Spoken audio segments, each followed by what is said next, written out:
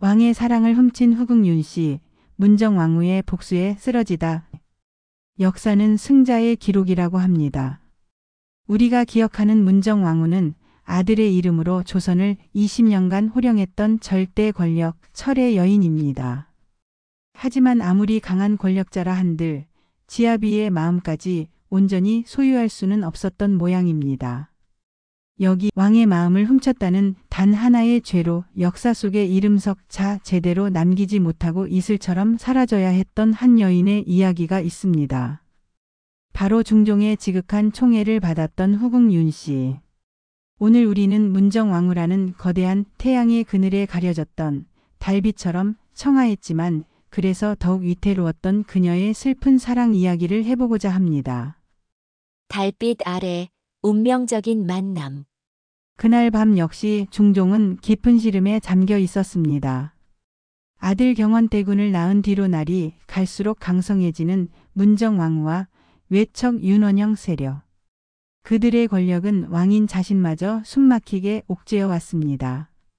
정치적 동반자이자 아내인 문정왕후와의 밤은 이제 사랑을 나누는 시간이 아닌 보이지 않는 칼날을 맞대고 서로의 속내를 떠보는 피곤한 회의의 연장선일 뿐이었습니다. 답답한 마음에 두꺼운 용포를 벗어 던지고 그는 수행 내관 하나만을 데리고 깊은 밤의 궁궐을 정처 없이 거닐었습니다. 마치 감옥 같은 궁궐 안에서 한 줌의 자유로운 공기라도 마시고 싶다는 절박한 심정이었습니다. 후원 깊숙한 곳, 잊혀진 후궁들의 처소가 모여있는 경복궁의 뒤뜰에 이르렀을 때였습니다. 어디선가 귀뚜라미 울음소리 사이로 여인의 맑고 청아한 노랫소리가 담장을 넘어 스며들듯 들려왔습니다. 한이 서려 있으면서도 체념한 듯 애틋한 가락은 마치 길 잃은 사슴의 울음처럼 왕의 지치고 황폐해진 마음을 정통으로 파고들었습니다. 왕은 자신도 모르게 홀린 듯 소리가 나는 곳으로 발걸음을 옮겼습니다. 으슥한 담장 아래 허름한 무수리 복색을 한 젊은 궁녀 하나가 교교한 달빛을 조명 삼아 홀로 노래를 부르고 있었습니다. 고된 궁궐 생활의 얼굴은 반쪽이 되었지만 그 표정만은 덧없이 평온하고 자유로워 보였습니다. 세상의 모든 시름과 욕망을 잊은 듯한 그 모습에 중종은 순간 모든 것을 잊고 넋을 잃었습니다. 내 이름이 무엇이냐? 왕의 갑작스러운 물음에 궁녀는 화들짝 놀라 자리에 풀썩 주저앉았습니다. 그녀의 사슴처럼 커다란 눈망울에 당혹감과 두려움, 그리고 숨길 수 없는 총명한 호기심이 함께 어렸습니다. 송구하옵니다. 저나 비천한 몸이라 이름조차 없사옵니다. 그저 윤씨라 불리오고 있사옵니다. 그녀의 목소리는 노래만큼이나 맑고 깨끗했습니다. 그날 밤 왕은 수십 년간 지켜온 궁중의 법도를 처음으로 깨뜨렸습니다. 이름 없는 무수리 궁녀 윤씨를 자신의 침전으로 들게 한 것이죠. 갑작스러운 성은에 어쩔 줄 몰라 파르르 떠는 그녀 앞에서 왕은 처음으로 군주의 위엄을 모두 내려놓았습니다. 그는 지치고 상처 입은 한 사내의 얼굴로 그녀에게 물었습니다. 너의 노래는 어찌 그리 슬프면서도 평온한 것이냐? 마치 과인의 마음을 읽고 위로하는 듯하여 과인의 심장을 뒤흔드는구나. 윤 씨는 두려움 속에서도 용기를 내어 답했습니다. 슬픔도 기쁨도 모두 하늘의 뜻이라 생각하고 받아들이면 마음이 한결 평온해지나이다, 전하. 그 꾸밈 없는 순수한 대답에 왕은 지난 수십 년간 굳게 닫아두었던 마음의 빗장을 속절없이 열고 말았습니다. 그는 가만히 그녀의 손을 잡았습니다. 온갖 물일에 갈라지고 거칠어진 손이었지만 그 어떤 후궁의 희고 고운 손보다도 따뜻하고 부드럽게 느껴졌습니다. 왕은 그녀를 자신의 무릎에 앉히고 서툴고 조심스러운 몸짓으로 그녀의 허름한 옷고름을 풀었습니다. 그녀는 두려움에 몸을 떨었지만 왕의 눈에 서린 깊고 어두운 외로움을 본 순간 차마 그를 거부할 수 없었습니다. 그 밤의 합궁은 정복하는 자와 정복당하는 자의 강압적인 관계가 아니었습니다. 서로의 상처 입은 영혼을 보듬고 위로하는 구원의 시간이었습니다. 왕은 그녀의 작고 부드러운 몸 안에서 평생 느껴보지 못했던 순수한 안식과 평화를 얻었습니다. 권력도 암투도 왕의 무거운 짐도 없는 곳. 그저 한 남자와 한 여자로서 서로를 오롯이 위로하는 따뜻한 공간이었습니다. 그녀의 가녀린 신음은 억지로 짓는 교태가 아닌 진실한 연민의 소리였고 왕의 거친 숨결은 쾌락의 탐닉이 아닌 고독의 처절한 절규였습니다. 모든 것이 끝나고 왕은 갓 태어난 아기를 품듯 그녀를 품에 꼭 껴안은 채 잠이 들었습니다. 평생 그를 괴롭혔던 칼날의 악몽도 그날 밤만은 찾아오지 않았습니다. 잠든 왕의 얼굴을 보며 윤 씨는 조용히 눈물을 흘렸습니다. 이 거대하고 외로운 남자를 위해 무엇이든 해주고 싶다는 마음, 그것이 자신을 불태울 비극의 씨앗이 될 줄은 그때는 아무도 알지 못했습니다. 왕의 여인, 총애를 독차지하다. 그 운명적인 밤 이후 중종의 삶은 완전히 달라졌습니다. 그는 무술이었던 윤 씨를 단숨에 종사품 수건에 봉하고 자신의 침전과 지척인 곳에 그녀만을 위한 아담하고 아름다운 거처를 마련해 주었습니다. 왕의 총애는 마치 가뭄 끝의 단비처럼 그녀에게 쏟아졌습니다. 왕은 밤낮을 가리지 않고 윤 씨의 처소를 찾았고 신하들의 눈총마저 아랑곳하지 않았습니다. 이제 왕에게 침전은 잠만 자는 곳이 아니었습니다. 윤 씨가 정성껏 차려주는 소박한 주안상을 받고 그녀가 불러주는 청아한 노래를 들으며 그녀의 향기로운 무릎을 베고 잠시나마 평범한 사내의 소박한 행복을 맛보는 유일한 안식처가 되었습니다. 왕의 넘치는 사랑을 자양분 삼아 윤 씨의 아름다움은 날마다 만개하는 모란처럼 화려하게 꽃을 피웠습니다. 고되었던 무수리 시절의 흔적은 사라지고 그녀의 살결은 옥처럼 매끄럽고 윤택해졌으며 그녀의 눈빛은 사랑받는 여인의 풍요로운 자신감으로 가득 찼습니다. 왕과의 밤은 이제 첫날 밤의 서툰 위로가 아닌 서로를 깊이 갈망하고 탐하는 뜨거운 열정의 시간이 되었습니다. 왕은 마치 이제 막 사랑에 눈뜬 소년처럼 그녀의 모든 것을 탐했습니다. 그녀의 향기로운 머리카락에 얼굴을 묻고 어린아이처럼 어리광을 부렸고 앵두처럼 붉고 도톰한 입술을 집어삼킬 듯이 빨아들였으며 간 익은 복숭아처럼 봉긋하고 탐스러운 젖가슴을 애타게 물었습니다. 윤 씨 또한 그런 왕을 온전히 그리고 기꺼이 받아들였습니다. 그녀는 왕의 몸에 새겨진 시간의 흔적들과 마음의 깊은 상처들을 자신의 부드러운 손길과 뜨거운 입맞춤으로 정성껏 어루만져 주었습니다. 그녀의 품 안에서 왕은 더 이상 불안에 떠는 외로운 군주가 아니었습니다. 사랑하는 여인 앞에서 모든 것을 보여주고 위로받을 수 있는 한 명의 사내일 뿐이었죠. 유나야, 나의 사랑하는 유나야. 너를 만나지 못했다면 과인은 진즉에 이 모든 것을 버렸을 것이다. 왕은 그녀의 본명을 부르며 그녀의 귓가에 낯 뜨거운 사랑을 속삭였습니다. 그 어떤 후궁도 심지어 교태전의 주인인 문정 왕후조차 단 한 번도 들어보지 못한 달콤하고 절절한 고백이었습니다. 그녀의 몸은 왕의 뜨거운 정기를 받아들일 때마다 환희에 떨었고 그 쾌감의 절정에서 그녀는 이 남자를 위해서라면 자신의 목숨이라도 기꺼이 바칠 수 있다고 생각했습니다. 왕의 땀과 자신의 땀이 뒤섞여 하나의 강물을 이루고 거친 숨소리가 하나가 되어 방 안을 가득 채우는 순간 그녀는 세상의 주인이 된 것만 같았습니다. 사랑은 그녀에게 날개를 달아주었고 곧이어 그녀는 왕의 아들 봉성군을 낳았습니다. 옥동자를 생산하자 그녀의 지위는 수건에서 정삼품 귀인으로 단숨에 뛰어올랐고 왕의 총애는 이제 그 누구도 감히 말릴 수 없는 지경에 이르렀습니다. 중종은 국사를 돌보는 시간을 제외한 거의 모든 시간을 귀인 윤 씨와 아들 봉성군의 곁에서 보냈습니다. 심지어 중전인 문정 왕후의 처소인 교태전에 들어야 할 합궁이라도 몸이 아프다는 핑계를 대고 윤 씨의 처소로 향하는 일이 잦아졌습니다.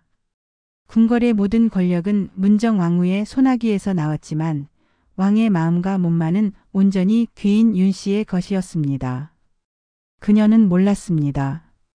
이 거대한 궁궐에서 왕의 마음을 독차지한다는 것이, 왕의 아이를 낳는다는 것이 곧 자신의 목에 서슬퍼런 칼을 겨누는 것과 같다는 사실을 말입니다. 그녀는 그저 사랑하는 남자의 아이를 낳고 그 남자에게 온전한 사랑을 받는 눈부신 행복에 겨워 거대한 폭풍이 자신을 향해 소리 없이 다가오고 있음을 전혀 눈치채지 못하고 있었습니다. 중전의 그림자, 질투의 서막. 왕이 밤마다 다른 여인의 처소에서 뜨거운 사랑의 미러를 속삭일 때 교태전의 주인인 문정왕후는 얼음장같이 차가운 침실을 홀로 지켜야 했습니다. 그녀의 침실은 그 어떤 온기도 없이 나날이 차갑게 식어갔습니다. 처음에는 그저 왕의 시들해진 정력 탓이려니 혹은 잠시 스쳐 지나가는 하룻밤의 바람이려니 대수롭지 않게 여겼습니다. 그녀는 이 궁궐의 주인이었고 자신의 아들은 왕의 대를 이을 유일한 적자 경원대군이었습니다. 근본도 없는 일개후궁 따위가 감히 자신의 자리를 위협할 수 있다고는 상상조차 하지 않았죠. 하지만 왕의 발길이 교태전에서 완전히 끊기고 귀인 윤씨가 낳은 서자봉성군을 보며 세상을 다 가진 듯 한박 웃음을 짓는 왕의 모습을 전해 들었을 때 문정왕후는 비로소 깨달았습니다. 이것은 단순한 바람이 아니었습니다. 자신의 권력 기반을 뿌리부터 뒤흔드는 심각하고도 명백한 위협이었습니다. 어느 맑은 봄날 문정왕후는 경회루 연못가에서 왕과 귀인 윤씨가 마치 평범한 연인처럼 다정하게 산책하는 모습을 자신의 처소 누각 위에서 말없이 그리고 차갑게 내려다보았습니다. 왕은 윤씨의 어깨를 보물처럼 감싸 안고 그녀의 귓가에 무언가 끊임없이 속삭이고 있었습니다. 윤씨는 수줍은 듯 웃으며 왕의 가슴에 얼굴을 묻었습니다. 그 모습은 너무나도 다정하고 행복해 보여 보는 이의 질투를 자아낼 정도였습니다. 문정왕후의 입가에 걸려있던 희미한 미소가 순식간에 사라졌습니다. 그녀의 손에 들려있던 찻잔에서 펄펄 끓는 찬물이 넘쳐 흘러 새하얀 손등을 적셨지만 그녀는 그 어떤 뜨거움도 느끼지 못했습니다. 그녀의 온몸은 이미 지독한 분노와 시퍼런 질투로 차갑게 얼어붙어 있었기 때문입니다. 그날 밤 문정왕후는 작심하고 왕을 자신의 처소로 불렀습니다. 왕은 마지못해 교태전을 찾았지만 그의 얼굴에는 귀찮음과 어색함, 그리고 어서 이곳을 벗어나고 싶다는 지루함이 가득했습니다. 문정왕후는 그런 왕의 마음을 애써 모른 척하며 이전보다 훨씬 더 유염하고 적극적으로 왕을 유혹했습니다. 그녀는 조선 최고의 가문에서 나고 자란 여자였습니다. 남자의 마음을 얻고 그의 몸을 다루는 기술에 있어서는 그 누구에게도 뒤지지 않을 자신이 있었습니다. 전하, 어찌하여 이리 옥체가 상하셨나이까. 용의 기운이 쇠하시면 나라의 근본이 흔들리는 법. 신첩이 전하의 길을 도두어 드리겠습니다. 그녀는 왕의 용포를 벗기고 그의 단단하지만 지쳐있는 몸을 부드럽게 애무했습니다. 그녀의 손길은 노련했고 그녀의 입술은 뜨거웠습니다. 하지만 왕의 반응은 얼음장처럼 냉담했습니다. 그는 마치 마지못해 의무를 치르는 사람처럼 아무런 감흥 없이 그녀의 애무를 그저 받아들일 뿐이었습니다. 심지어 두 사람의 몸이 뜨겁게 얽혔을 때조차 왕의 눈은 허공을 향해 있었습니다. 그는 지금 이 순간에도 귀인 윤씨의 부드러운 살결과 향기로운 채취를 생각하고 있었습니다. 문정왕후는 왕의 몸 아래에서 극심한 치욕감에 몸을 떨었습니다. 이 남자는 내 남편이고 내 아이의 아버지이며 내가 권력을 잡기 위해 반드시 필요한 존재인데 그의 마음은, 그의 영혼은 감히 천한 계집에게 가 있구나. 절정의 순간 왕은 자신도 모르게 꿈결처럼 나직이 다른 여인의 이름을 읊조렸습니다. 유나야. 그 한마디는 문정왕후의 가슴에 시벌겋게 달군 인두처럼 고통스러운 낙인을 찍었습니다. 그녀의 이성이 완전히 끊어지는 순간이었습니다. 합궁이 끝나고 왕이 기다렸다는 듯 등을 돌리고 잠이 들자 문정왕후는 조용히 자리에서 일어났습니다. 그녀는 잠든 왕의 얼굴을 짐승 보듯 싸늘하게 내려다보았습니다. 그리고는 창가로 다가가 멀리 보이는 귀인 윤 씨의 처소를 향해 증오의 찬 시선을 던졌습니다. 감히 천한 것이 내 남편의 몸과 마음을 모두 훔쳐가. 용서할 수 없다. 결코 용서할 수 없다. 내 손으로 갈기갈기 찢어 죽여버릴 것이다. 그녀의 눈에서 눈물 대신 차가운 살기가 뚝뚝 흘렀습니다. 질투는 이제 단순한 감정이 아니었습니다. 정적을 제거하기 위한 가장 강력한 동기이자 가장 날카롭고 무자비한 칼이 되었습니다. 교태 전의 밤은 이제 사랑이 아닌 잔혹한 음모를 잉태하기 시작했습니다. 거짓 눈물, 교태전의 음모. 문정 왕후는 치밀하게 움직이기 시작했습니다. 하지만 결코 섣불리 행동하지 않았습니다. 왕의 총애가 하늘과 같은 지금 섣불리 귀인 윤 씨를 건드렸다가는 오히려 자신이 역풍을 맞을 수 있었기 때문입니다. 그녀는 완벽한 명분을 기다렸습니다. 그리고 그 명분을 그녀는 스스로 만들어내기로 결심했습니다. 그녀의 첫 번째 무기는 바로 자신의 아들, 사랑하는 경원대군이었습니다. 어느 날 아침 문정 왕후는 머리를 풀어헤치고 피를 토할 듯 울부짖으며 왕에게 달려갔습니다. 그녀의 품에는 원인 모를 고열에 시달리며 파랗게 질려 경기를 일으키는 어린 경원대군이 안겨 있었습니다. 전하, 우리 경원이가 죽어가옵니다. 이것은 필시 누군가의 저주가 틀림없사옵니다. 제 아들을 살려주시옵소서. 문정 왕후의 혼신을 다한 연기는 실로 대단했습니다. 금방이라도 실신할 듯 비틀거리는 그녀의 모습에 중종은 당황하여 어쩔 줄을 몰랐습니다. 곧이어 대전 상궁 하나가 새파랗게 질린 얼굴로 달려와 무언가를 왕의 앞에 벌벌 떨며 내밀었습니다. 그것은 귀인 윤 씨의 처소 뒤뜰 오래된 감나무 밑에서 막 발견되었다는 흉물스러운 물건이었습니다. 지프로 만든 인형의 경원대군의 이름이 적힌 부적이 붙어 있고 그 심장과 눈 사지에는 시뻘건 대침이 무려 수십 개나 꽂혀 있었습니다. 누가 봐도 명백하고 완벽하게 조작된 증거였습니다. 중종은 그 끔찍한 흉물을 보고 피가 거꾸로 솟는 듯 했지만 차마 순하디 순한 윤 씨가 그랬을 것이라고는 믿고 싶지 않았습니다. 아니다. 그녀는 결코 그럴 사람이 아니다. 필시 누군가의 모함일 것이다. 과인이 용서치 않을 것이다. 하지만 문정 왕후는 왕의 바짓가랑이를 붙잡고 피눈물로 호소했습니다. 전하, 전하께서는 아직도 그 요망한 것을 믿으시는 것이옵니까? 자신의 아들 봉성군을 세자로 만들기 위해 제 아들을 죽이려 하는 저 악독하고 음험한 계집을 당장 내치지 않으시면 신첩이 먼저 이 자리에서 목숨을 끊어버리겠습니다. 문정 왕후와 그녀의 외척 세력들이 밤낮으로 압박하고 하나뿐인 적자가 사경을 헤매자 중종의 마음은 폭풍 앞의 갈대처럼 속절없이 흔들리기 시작했습니다. 그날 밤 왕은 괴롭고 참담한 마음을 안고 귀인 윤 씨의 처소를 찾았습니다. 윤 씨는 아무것도 모른 채 평소처럼 해맑은 웃음으로 왕을 맞이했습니다. 그녀의 순수한 얼굴을 보자 왕의 의심은 봄눈 녹듯 사라졌습니다. 그는 대뜸 윤 씨를 거칠게 끌어안았습니다. 마치 세상의 모든 위협과 음모로부터 그녀를 자신의 품 안에 숨겨 지켜주려는 듯이. 말해다오. 제발 내가 한 짓이 아니라고 제발 아니라고 말해다오. 왕의 절박하고도 애원 섞인 물음에 윤 씨는 그제야 사태의 심각성을 깨닫고 굵은 눈물을 뚝뚝 흘렸습니다. 전하 신첩은 하늘에 맹세코 그런 끔찍한 짓을 하지 않았사옵니다. 하늘이 알고 땅이 아는데 어찌하여 전하마저 신첩을 의심하시나이까. 그녀의 애원에 왕의 마음은 갈기갈기 찢어지는 듯 했습니다. 그는 그녀의 말이 진실임을 믿었습니다. 하지만 그녀를 지켜줄 힘이 자신에게 없다는 것 또한 너무나도 잘 알고 있었습니다. 그날 밤의 합궁은 더없이 애틋하고 슬펐습니다.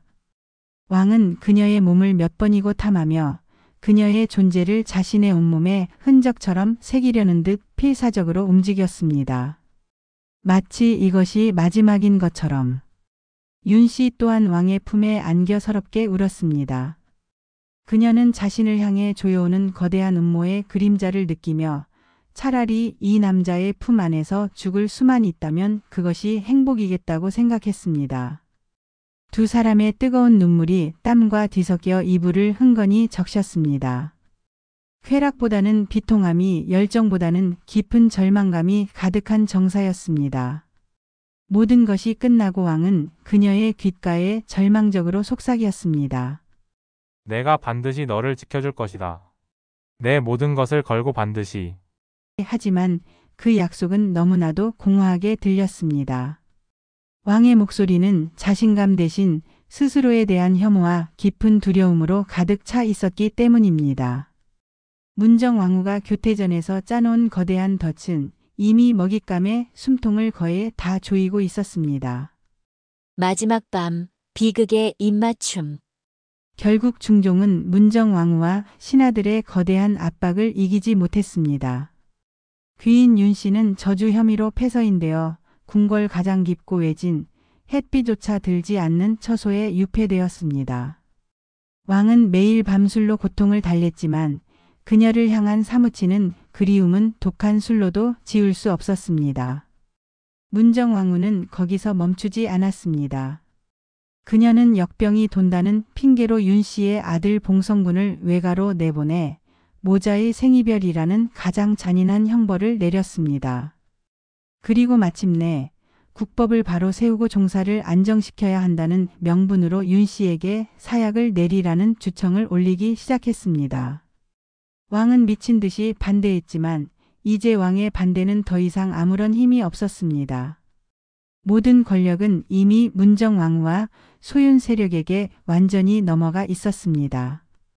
사약이 내려지기 바로 전날 밤, 중종은 발각되면 왕이 마저 위태로워질 수 있는 위험을 무릅쓰고 가장 믿는 내관 한 명만 데리고 윤 씨가 유폐된 처소를 몰래 찾았습니다. 먼지와 거미줄로 가득한 초라한 방 안, 윤 씨는 왕의 얼굴을 보자마자 참았던 눈물을 터뜨렸습니다. 불과 몇 달 사이에 그녀는 알아보지 못할 정도로 뼈만 앙상하게 수척해져 있었습니다. 전하 어찌하여 이런 누추한 곳까지. 왕은 아무 말 없이 그녀를 끌어안았습니다. 그녀의 앙상한 몸이 금방이라도 부서질 듯 가냘프고 차가웠습니다. 미안하다. 내가 정말 미안하다. 내가 힘이 없어 너를 이리 만들었다. 이 못난 나를 용서하지 마라. 왕은 태어나서 처음으로 어린아이처럼 목 놓아 울었습니다. 한 나라의 왕으로서가 아니라 사랑하는 여인을 지켜주지 못한 한심하고 비겁한 사내로서 우는 것이었습니다. 두 사람은 차디찬 방바닥 위에서 마지막이 될지도 모르는 사랑을 나누었습니다. 더 이상 뜨거운 열정도 격렬한 쾌락도 없었습니다.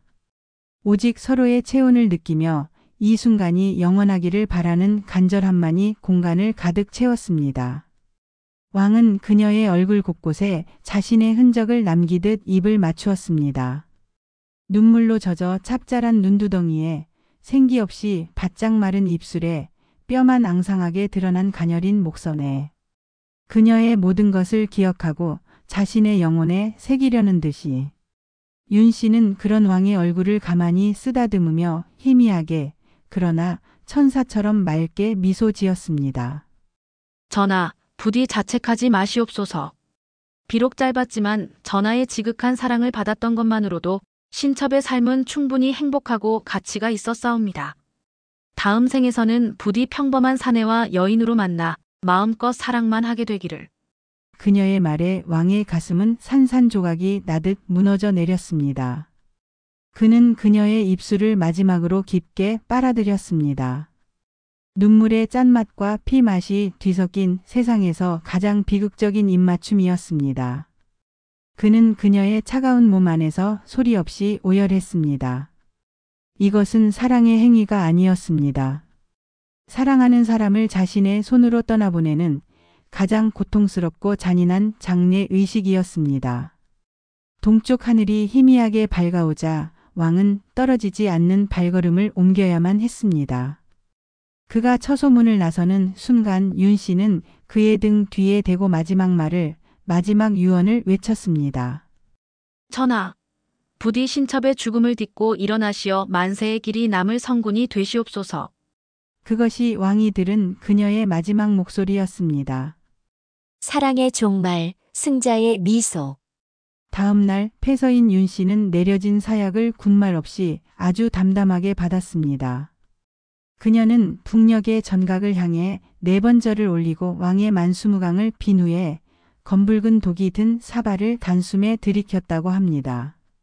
그녀의 나이 28, 한창 아름답고 눈부신 나이였습니다.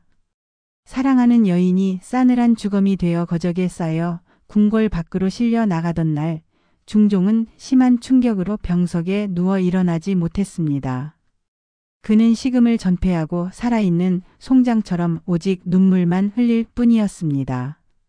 며칠이 지나고 문정왕후가 정성껏 달인 탕약을 들고 왕의 침전을 찾았습니다.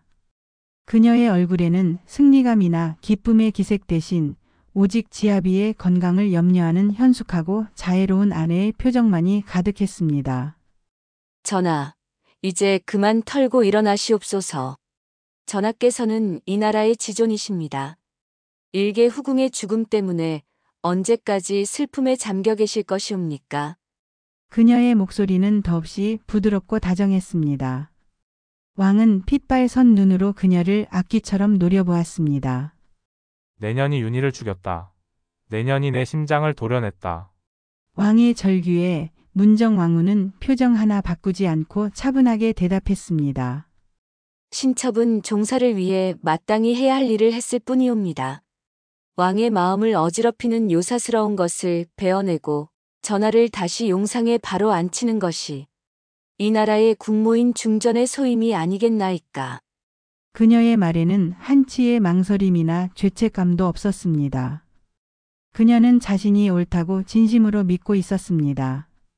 그녀는 탕약을 왕의 입가에 가져다 대며 마치 길들여지지 않는 짐승을 다루듯 나직하게 속삭였습니다. 전하, 이제 모든 것이 제자리로 돌아왔사옵니다. 전하의 곁에는 신첩이 있고 우리의 아들 경원대군이 있사옵니다.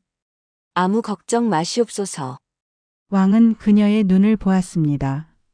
그 깊이를 알 수 없는 검고 차가운 눈동자 속에서 그는 거대한 심연을 보았습니다.